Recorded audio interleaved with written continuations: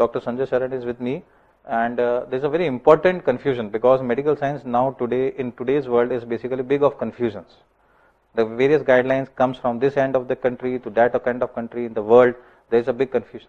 So in diabetes, the biggest confusion is pertaining to the glycemic targets, pertaining to the diagnosis of diabetes, and there are two varied different guidelines say that this much sugars are okay, this much HbA1c glycated hemoglobin is okay. A different guideline says that this much is the A1C which is the cutoff.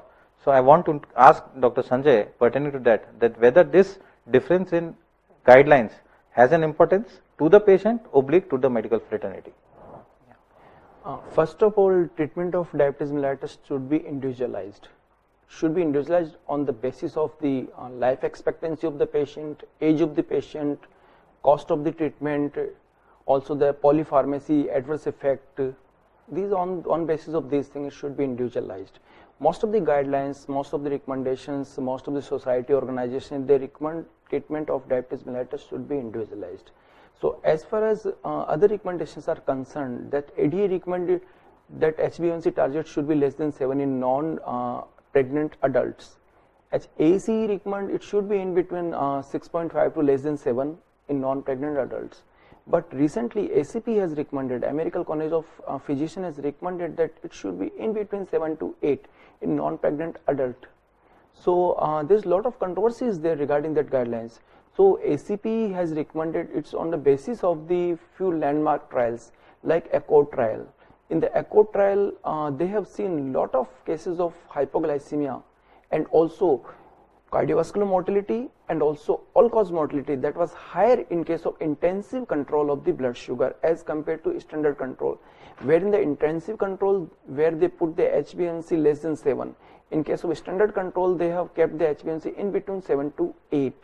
So if we see compare the intensive arm and standard arm, so because of this all-cause mortality high all-cause, high cardiovascular death, and high risk of hypoglycemia and more severe hypoglycemia in case of intensive arm, and there were no significant increase in the microvascular or macrovascular complication in case of a standard arm. So according to ACP, they are saying in this ACCORD trial, if with the keeping the target little bit relaxed in between 7 to 8, we will not face many risk of hypoglycemia, we will not face the high risk of mortality, we will not face the more cardiovascular mortality. So it is better to keep it in between 6, 7 to 8. As far as other trials are concerned, like VDT trials, so here also in trials they have seen a lot of cases of hypoglycemia, and there was no major difference in between micro and macrovascular complications, though they have shown some benefit in terms of microalbuminuria, but clinical evident nephropathy benefit was not seen. As far as other benefits are seen, no retinopathy benefits are seen in case of VDT trials. Again here the mortality was not different in comparison to the standard arm or intensive arm, but if we don't see any kind of benefit, then why should we put the patient on the risk of hypoglycemia?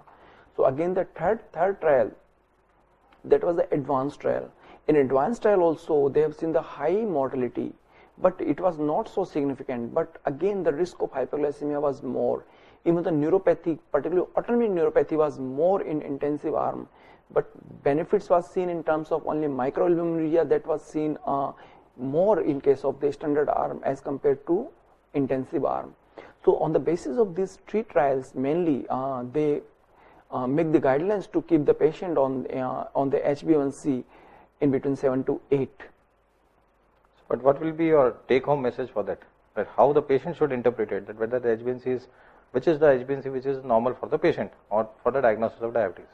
Yeah, as I already say, treatment should be individualized. If the patient is young, well educated, then we should keep the HbA1c as low as possible. And if the patient is older age or very small kids, in those cases where the morbidity is also there, and other conditions like life expectancy is less than 10 years is there, and also patient is having other disease like cardiac disease or like that, at that time we can keep the HbA1c little bit relaxed in between 7 to 8, or in some cases it can be kept more than 8. So individualization is the key. Thank you very much, Sanjay. Individualization is the key of the Thank you treatment. very much for this basic introduction. Thank you.